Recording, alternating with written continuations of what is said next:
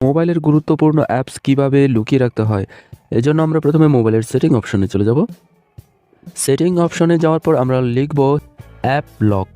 App lock লেখার পরে এই যে নিচে দেখো এই যে অ্যাপ লক নামে একটা অপশন চলে এসেছে, এটার মধ্যে টাচ করবে। টাচ করার পরে এই যে এখানে দেখো টার্ন অন নামে একটি অপশন আছে, এটার মধ্যে টাচ করবে। টাচ করার পরে এই যে এখানে প্যাটার্ন লক সেট করে নেবে। প্যাটার্ন লক আমি আমার মতো সেট করে নিচ্ছি। প্রথমে একবার দিলাম, প্রথমে যেভাবে দিয়েছি ঠিক দ্বিতীয়বার একইভাবে দিতে হবে,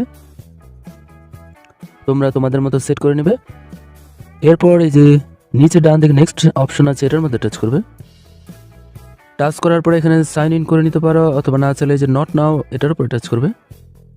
আমি নট নাও এ টাচ করলাম। করার পরে এখানে যে ফেস আনলক তুমি ক্যান্সেলে দিয়ে দিতে পারো।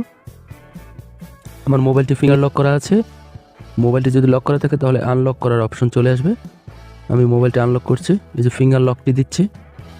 টাচ করার পরে সবার উপরে দেখো এই যে অ্যাপ লক, যদি এটা সিলেক্ট করা থাকে তাহলে আমি যেই অ্যাপসটির এই যে ডান দিকে টাচ করব সেই অ্যাপটি কিন্তু লক হয়ে যাবে, অর্থাৎ অ্যাপসটি কিন্তু হাইড হবে না, কিন্তু অ্যাপসটি লক হয়ে যাবে। কেউ টাচ করলে ওটার মধ্যে প্যাটার্ন লক অথবা পাসওয়ার্ড চাইবে।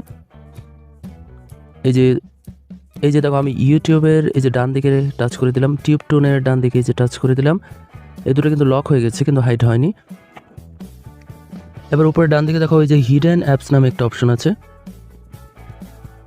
এই হিডেন অ্যাপস এর উপরে আমি টাচ করলাম। টাচ করার পরে এই যে এখানে দেখো আমার মোবাইলে যতগুলো অ্যাপস আছে সব কিন্তু শো করছে। এবার আমি ডান দিকে যদি এইভাবে টাচ করি, টাচ করার পরে যে এরকম চিহ্ন চলে আসবে, অর্থাৎ অ্যাপসগুলো কিন্তু হাইড হয়ে যাবে, অর্থাৎ লুকিয়ে যাবে, কেউ কিন্তু এই অ্যাপসগুলো দেখতে পারবে না। এবার আমি এখান থেকে বের হয়ে আসলাম।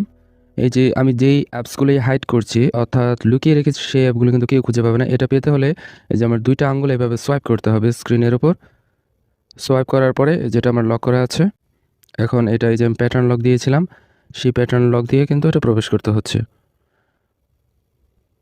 এই যে দেখো আমি যেই অ্যাপসগুলো লুকিয়ে রেখেছিলাম সেগুলো কিন্তু দেখা যাচ্ছে।